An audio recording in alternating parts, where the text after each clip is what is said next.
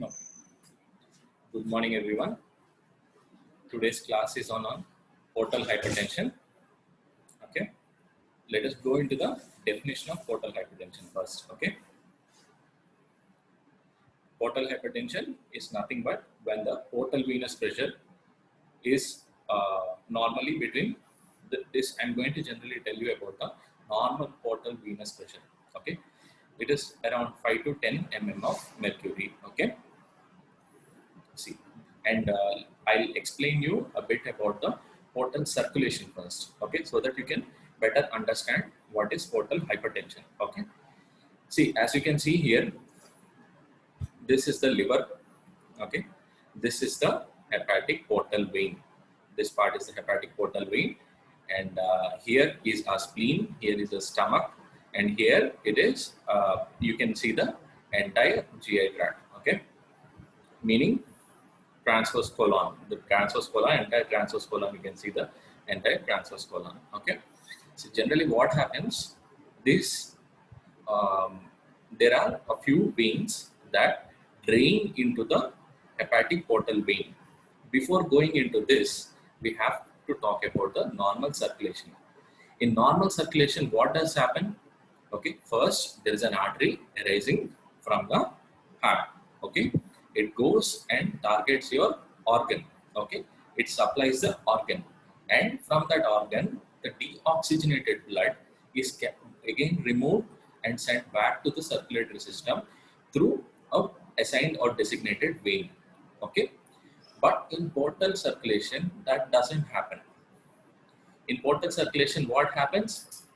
First, you receive blood from the heart, okay, oxygenated blood from the heart.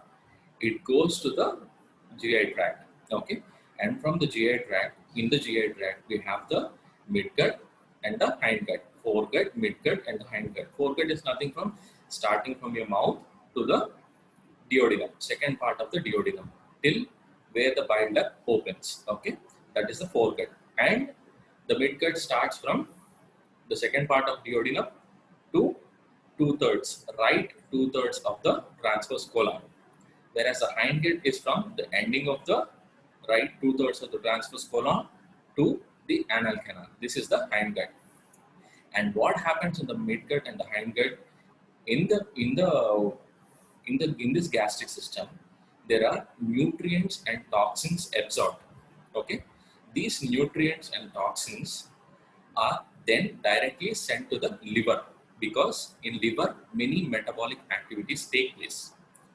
Okay, in this, the nutrients which are absorbed, the excessive nutrients are like, for example, take glucose. You have consumed some food, so what will happen? The glucose from which is derived from it goes to the liver. In the liver, what happens? The excess of the glucose is converted into glycogen, so that there is a balance or homeostasis maintained in the blood glucose levels. Okay, so this excessive glucose is stored as glycogen. So what is the liver acting as? It is acting as a gateway. It is acting as a gateway. It is monitoring what should be sent to the body. Okay, and whereas even the toxins, what happens to the toxins? The toxins that have been absorbed along with the nutrients in the gastric system, they also travel through the portal vein, which which will come to the portal circulation, which is supplied by the other veins that drain into the portal vein. That also I'm going to explain. So these nutrients and toxin, after they reach the liver, the nutrients are metabolized and they are stored if in excess, and and if there is a deficiency or a decrease in the blood plasma glucose levels, this glycogen is again converted back to glucose, and thereby it is maintained. It's just an example I'm giving. Just an example how the liver is acting as a gateway. Whereas coming to the toxins, what happens to the toxins? These toxins get detoxified in order so that the kidney can remove without causing any harm. Okay, so in the portal circulation, directly the circulation is not like from an artery comes to the organ, and it gives oxygenated blood, and the deoxygenated blood is again drained through some specific or designated vein and goes back to the circulatory system so that it can go to the lungs and oxygenate. That's the normal part. In the portal part, it's not like that. The artery supplying, the function of the GI tract is they're absorbing the nutrients and the toxins, and from there again it is being channelized through a portal vein to the liver, where it is regulating what to be given to the body and what to be given to the circulatory system, and then finally the cycle of the circulatory system is taking place. So here, as you see, this is the hepatic portal vein, okay, and this hepatic portal vein, see, you get branches from the, see, this is the splenic vein. It is draining the spleen. The pancreas are also draining into it, and see this, as I told you, the midgut is again drained by the superior mesenteric vein.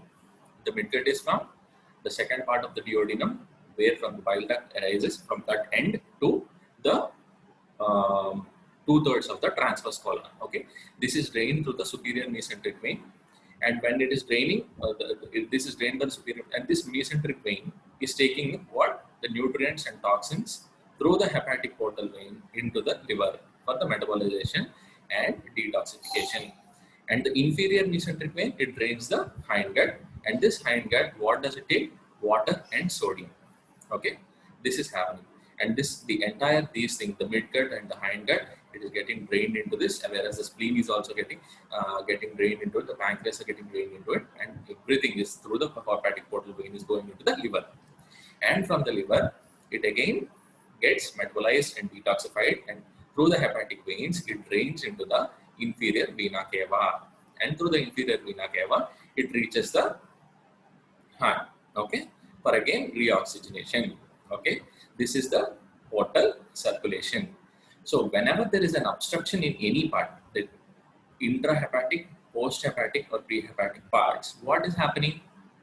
The normal pressure gradients we have talked about, right? It is 5 to 10 mm Hg. When there is 5 to 10 mm Hg, means millimeters of mercury, what is happening? Then there is no autosystemic shunt taking place. But whenever there is an obstruction or any other pathology that is raising this pressure beyond 12 mm of mercury, what will happen? There is a autosystemic shunt. And wherever this portal system is communicating with the systemic venous system, their complication arise. In that context, we have to discuss where the portal system is communicating with the systemic venous system. It is communicating at the lower end of the esophagus, right? It's communicating at the lower end of the esophagus. You remember this because the pathology runs behind that, okay? So it's communicating at the lower end of the esophagus, and where else it is communicating? Upper end of the anal canal, and where else it is communicating? Near the umbilicus. Near the umbilicus, what the pathology is, I'll again explain you. So wherever the portal circulation is communicating with the systemic circulation, there the pathology arises. Whenever and when not in normal conditions, in conditions where the pressure gradient is increased.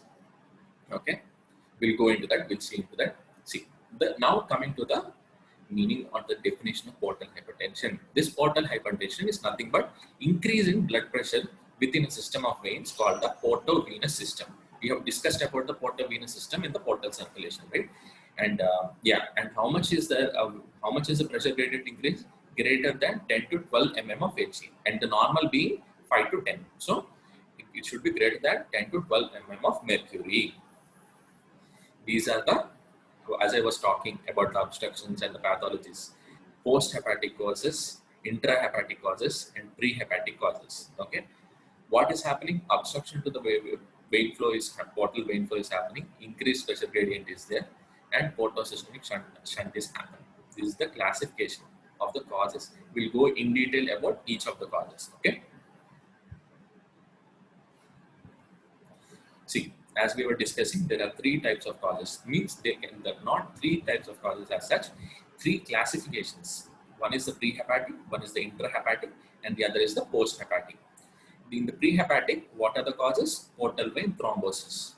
Near the portal vein, there is a thrombus formation. Due to the thrombus formation, what is happening? There is decreased supply or decreased supply from the portal vein to the liver. So the liver function comes down. What other things are happening? Even the toxins that have to be detoxified, that is also getting reduced. So what will happen? There will be buildup of toxins and reduction of metabolism. And what is happening in turn? Liver functioning is getting diminished, and as the toxins are building up, what will happen?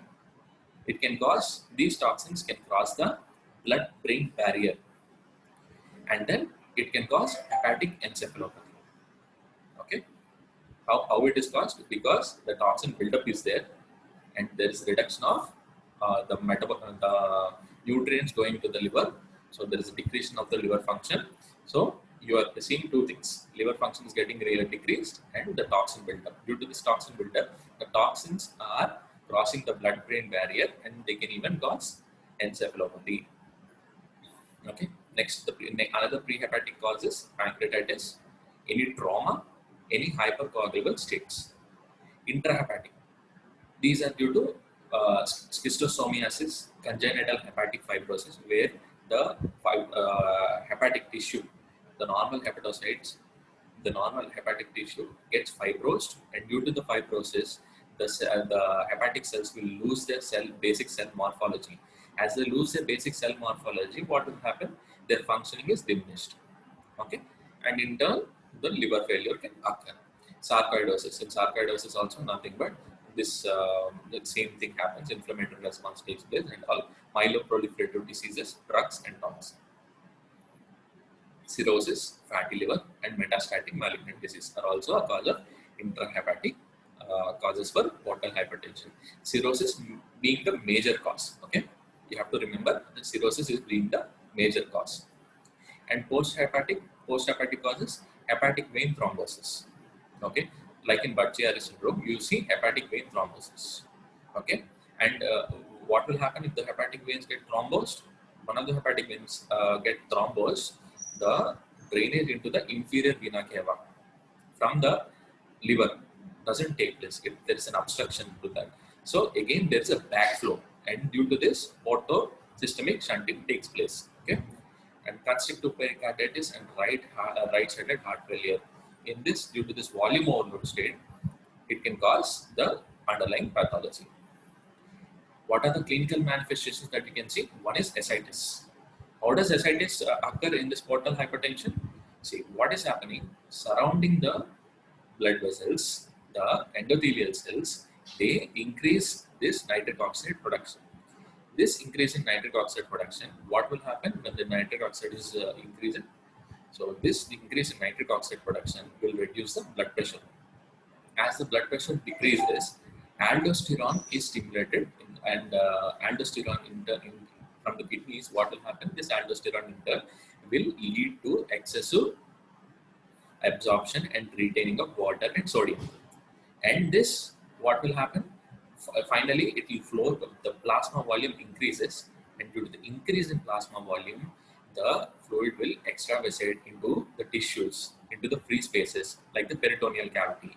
And the accumulation of the free fluid in the peritoneal cavity will cause ascites. Once again, I'll repeat this. How is it caused? There is surrounding the blood vessels, the endothelial cells are increasing the nitric oxide production. This nitric oxide is reducing the blood pressure.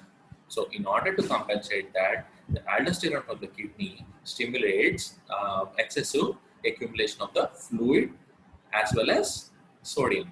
And this, what will happen? The plasma volume will increase. As the plasma volume is increasing, what is going to happen? The excessive fluid will try to come out of there and go into the tissues. And in tissues, the free spaces into the peritoneal cavity. And the accumulation of the free fluid in the peritoneal cavity will give rise to ascites. Okay, hypersplenism. As we were talking about the portal circulation, we talked that from the splenic vein, it is draining into the portal vein, and from the portal vein it's going to the liver. From the liver, through the hepatic veins, it's again draining into inferior vena cava. So whenever there is an obstruction, let it be any cause, when there is a backflow. So what is happening from the splenic vein? The backflow will take place to the spleen. So hypersplenism can take place. When hypersplenism takes place, what will happen? There can be thrombocytopenia, there can be leukopenia, and there can be decrease in RBC count. Okay, and increased portal systemic shunt. Where is it mainly happening? Wherever the portal system is communicating with the systemic venous system, there in those areas. I told you about that, right? Esophageal varices, because it is communicating in the lower end of the esophagus. So esophageal varices. And whereas it is communicating at the upper part of the anal canal, hemorrhoids. Hemorrhoids are nothing but distended veins which can rupture and cause bleeding. In esophageal varices also, these varices can rupture and cause upper GI bleeding, like hematemesis. Okay. In hemorrhoids, you can get melena, hematochezia. Okay. And the other part is near the umbilicus. We talked about near the umbilicus. Okay. In the umbilicus, what is happening? In this area also, the portal circulation is coming in communication with the systemic circulation, systemic venous circulation. Here, what is happening? Due to the backflow, there is appearance like the Greek mythological character. Okay, Medusa. She will be having a tuft of snakes for hair. Okay, so the same picture is seen surrounding the umbilicus like a caput medusa. So it is called caput medusae. I'll show you the picture. You'll understand it better. So basically, what is happening? The portal systemic shunting is happening wherever the portal circulation is coming in contact with the systemic venous circulation. So see, this is the caput medusae, appearance of distended and engorged superficial epigastric veins which are radiating from the umbilicus across the abdomen. And hepatic encephalopathy, we talked about the path, how the hepatic encephalopathy can take place. See, as the liver is, what is the functions of the liver? Like after the nutrients are absorbed and the toxins are absorbed from the midgut through the hepatic vein, through the portal vein, it is coming to the liver. So when this is reduced due to any of the causes, what is happening? The toxins are getting built up. And these toxins, after building up in the body, they cross the blood-brain barrier and they can cause encephalopathy. Okay. And hepatorenal failure can occur in the same pattern, and gastrointestinal bleeding by the variceal bleeding. We have talked about the esophageal varices.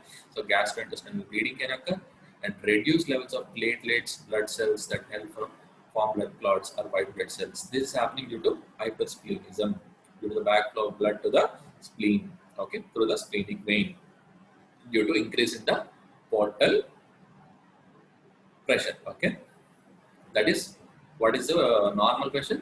5 to 10. So how much should be increased beyond 12 mm of mercury? So abdominal pain can occur, as we see in hemorrhoids, black tarry colored stools, melena can occur, hematemesis can occur in the upper GI tract, and jaundice can occur due to the reduced liver function, pruritus, and gynecomastia. Gynecomastia is a sign of liver failure. Okay, and even it is seen in cirrhosis. Okay, alcoholic liver cirrhosis also it is seen, most commonly seen. These are the different grades of grade 1, grade 2, grade 10, grade 4 of gynecomastia, where the proliferation of breast tissue will be painful. Fatigue can be there, increased irritability will be there, altered sleeping patterns, weight loss, and spider angiomata can be seen. See, you can see the picture. Spider mainly. Okay. See, these are the summarized features that you can see in portal hypertension. Effects of portal hypertension. See, esophageal varices. Due to the varices, hematemesis can occur, melena can occur, and splenomegaly can occur due to backflow of the blood to the spleen and hypersplenism. And caput medusae near the umbilicus, ascites. We talked how ascites is also caused surrounding the blood vessels. What is happening? The endothelial cells are secreting more nitric oxide. Due to that increased nitric oxide, blood pressure decreases, This in turn stimulates the aldosterone from the kidney, and the aldosterone in turn stimulates more reabsorption of water and sodium. And due to the excess reabsorption of water and sodium from the kidneys, what is happening? There is more amount of extravasation of the plasma from the plasma to the tissues, and from the tissues into the free spaces like the peritoneal cavity, and with the accumulation of the free fluid in the peritoneal cavity will cause ascites. And sometimes bacteria also can get into the this peritoneal cavity and affect the free fluid, and what will it do? It will cause bacteria peritonitis. Okay, and when there is hepatic encephalopathy, the patient can go into coma. And this icterus, you can see icterus starting from the head. Alopecia, you can see comatose condition. You can see where coming to the sclera, icterus can be seen, and fetor hepaticus, the foul smell from the foul that can be seen. Spider, maybe we have seen the previous picture. Gynecomastia, and coming to the abdomen, jaundice can be seen, and caput medusae can be seen. And coming to the hands, asterix is nothing but flapping tremors. Okay, we'll learn in the clinical classes how to demonstrate flapping tremors. Okay, and bleeding tendencies can be seen. Okay, bleeding tendencies, how do you see? There is the capillary permeability, the capillary fragility will be more, so bleeding tendencies will be more. Anemia can be there due to hypersplenism, and testicular atrophy can be there. Loss of secondary sexual hair can be there. Angle edema can be there. Okay, these are the overall features that you can see in a case of portal hypertension, or even in a liver failure patient. Okay. Diagnostic evaluation. The major diagnostic evaluation is, firstly, you will measure the pressure gradient difference in the portal vein as well as in the inferior vena cava. The difference between them will give you the difference of the pressure. Okay. Normally it should be equal, but whenever there is an increase in the portal venous pressure, then the portal hypertension occurs and the underlying pathologies occur. So blood count, and liver function test, and esophageal gastroduodenoscopy to look for esophageal varices, and ultrasonography. You can look for the organomegaly, and you can diagnose the cirrhosis. MRI also, it will give you the diagnosis of cirrhosis. It can give you the diagnosis of splenomegaly if any is present, and liver angiography can be done, and celiac mesenteric arteriography can be done, and splenic portogram. These are the few diagnostic evaluation criteria. And treatment, endoscopically, you can do banding or sclerotherapy. In banding, what do you do? The surrounding the varices, you put a band-like structure, okay, so that the blood supply from it gets cut off, okay. And in sclerotherapy, you inject a sclerosing agent, whether intravaricial or paravaricial, okay. Both of the procedures have an equal outcome, okay. There is nothing that intravaricial sclerotherapy is better than paravaricial sclerotherapy, okay. And mostly 25 gauge is used in children, whereas 23 gauge, which has a higher flow rate, is used in the adults, okay. This is the in banding. The band is present like this. Wherever you see the the varicelle, surrounding that the band is put, and it will cut the supply from the by banding the basal part of the varices. Okay. See, this outer plastic part will be there. This is the the outer plastic part, and the inner chamber will be connected to the needle, and through which the sclerotic agent is introduced into the whether intravaricelle or paravaricelle. Okay, and this is how the clot becomes after injection. And medications like beta blockers, like propranolol. Propranolol, what does it do? It decreases the portal pressure. Okay, and lactulose is given for the treatment of mental confusion, like in hepatic encephalopathy, lifestyle changes. And main tip surgery. In tip surgery, what is happening? The portal vein, there is a stent that is placed between the portal vein and to the one of the branches of the hepatic vein. Okay, so that there is the flow is established. The flow from the portal vein is not hindered. It is established and it is going into the hepatic vein. Okay. Devascularization also can be done. Splenectomy in hypersplenism can be done. And this is the treatment of the ascites. Salt restricted diet, diuretics, as well as this paracentesis can be done. Okay. Liver transplant in case of cirrhosis and failure of the liver. Okay. So to summarize, portal hypertension is portal hypertension. To summarize, portal hypertension is nothing but increase in blood pressure within a system of veins called the portal venous system, generally greater than 12 mm of mercury. Okay, and what are the pathology behind the portal hypertension? Normally, due to norm, if the pressure gradient is normal in the portal vein as well as the systemic circulation, then there is no portal systemic shunting. But whenever there is increase in portal pressure, what is happening? Portal venous pressure, what is happening? There is a portal systemic shunt taking place. And where are these shunts majorly occurring?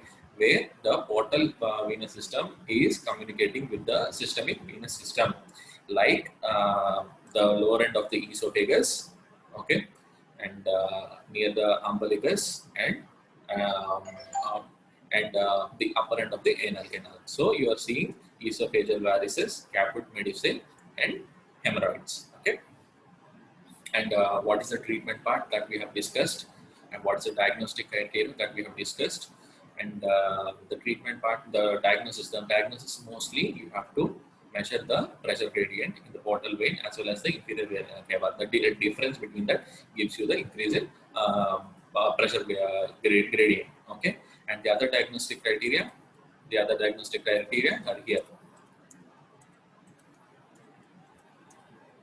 blood count, liver function test, esophageal-gastro-duodenoscopy, ultrasonography, MRI, the imaging techniques. Okay, and treatment part, treatment of the cause as well as the complications. Okay, if there is any varicose bleed, you go for endoscopic therapy like banding and sclerotherapy. And medications that we give, beta blocker to reduce the portal venous pressure, and lactulose to treatment of mental confusion, and diuretics for treating of ascites, as well as paracentesis. Okay, and lifestyle changes, and tip surgery to prevent the recurrent accumulation of the fluid, and to prevent the complications of the portal hypertension. In tip surgery, what is being done? The portal vein and the one of the branches of the hepatic vein are being communicated through a shunt, so that there is flow of blood from the portal vein to the liver, and from the liver to the inferior vena cava. From the inferior vena cava, it goes back to the heart for oxygenation. Okay, this is it. Yes, we have come to an end. Any doubts?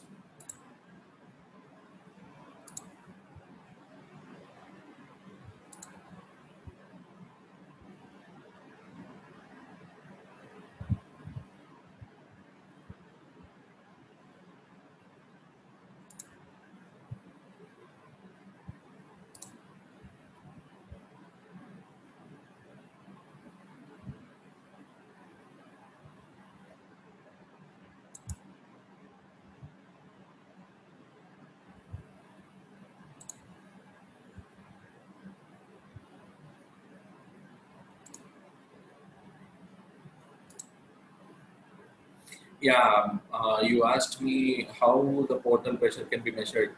It is done through a catheter. Okay, the catheterization of the portal vein as well as the inferior vena cava. The difference between the pressure gradients will give you the portal pressure. Okay, it is due to the catheterization. And any other doubts, please?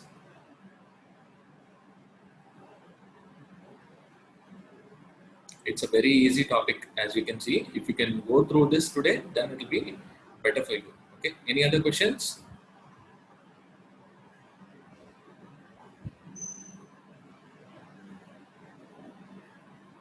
No other questions? Okay.